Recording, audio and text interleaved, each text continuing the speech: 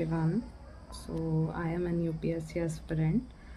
तो जैसा कि आप सब जानते हैं कि आज यूपीएससी का रिज़ल्ट आ गया।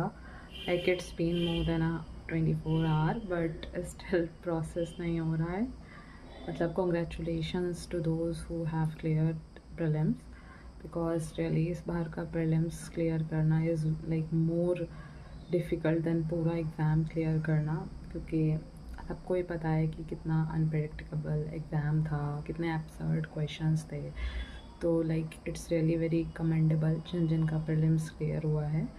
And unfortunately I couldn't make it this year and still I am unable to process this much, क्योंकि एक एग्ज़ाम के लिए इतना एफर्ट लगता है, टाइम लगता है, आप क्या क्या चीज़ें सेक्रीफाइस करते हो।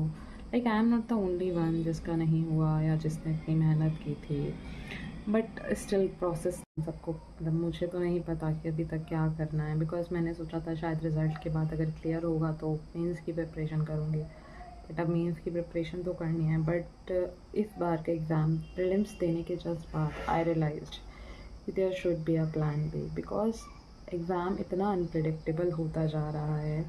मतलब आप सिलेबस में से कुछ नहीं दे सकते। एंड अभी भी आप सबको पता होगा ORN में प्रोटेस्ट चल रहा है। बच्चों ने अपना ऑलरेडी इतने प्रीशियस टाइम दिया है, साल दिए हैं, 2 साल दिए हैं, कुछ लोग तो मतलब क्या ही बताओ, ORN में इतने टाइम से लोग रह रहे हैं एंड स्टिल उनको प्रोटेस्ट करना पड़ रहा है just for being like for getting fairness. मतलब आप एक ऐसे एग्ज़ाम की प्रिपरेशन कर रहे हो जहाँ पे हम आप फेयरनेस को भी एक्सपेक्ट नहीं कर सकते।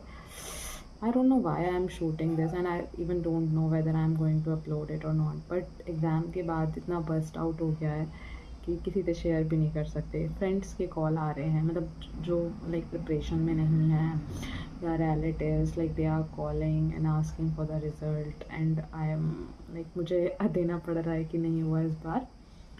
And it is not the only case with me, but I am also worried about the people जिनका 4th या 5th अटैम्प्ट था, या मतलब जो ऑलरेडी प्रीलिम्स क्लियर कर चुके हैं, इंटरव्यू स्टेज तक पहुंच चुके हैं and they can't make this year.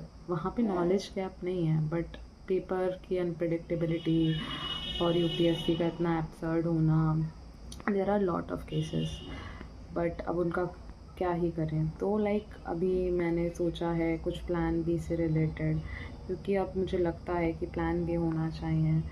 तो I think there should be, मतलब मुझे अब कुछ करना चाहिए। अब मुझे नहीं पता अभी तो मुझे क्या करना है। अभी तक मेरा कुछ करने का मन नहीं हो रहा, ना पढ़ने का ना कुछ रिसर्च करने का। बट ठीक है, अब क्या कर सकते हैं, खुद को कलेक्ट करना है, रिकलेक्ट करना है और फिर से रीस्टार्ट करना है। I don't know what I am going to do now, but I know I have to restart it and with a plan B. Like I am doing MA masters and I am thinking कि I should continue it as my plan B, because UPSC is unpredictable and हमें थोड़ा अपने आप को ready रखना चाहिए uncertainty के लिए, जो मैं नहीं थी इस बार एग्ज़ाम्स के टाइम। लाइक प्रीलिम्स के बाद तो बिल्कुल नहीं थी। That's it. अब देखूँगी, रिसर्च करूँगी एंड विल सी क्या करना है। And the exam is uncertain and best of luck to everyone who is preparing and मैं भी जाके अब कुछ तो करती हूँ and trying to be restart, because it's very hard time for everyone who didn't clear, and all the best for everyone who clear the prelims and stay consistent with your mains preparation. Thank you.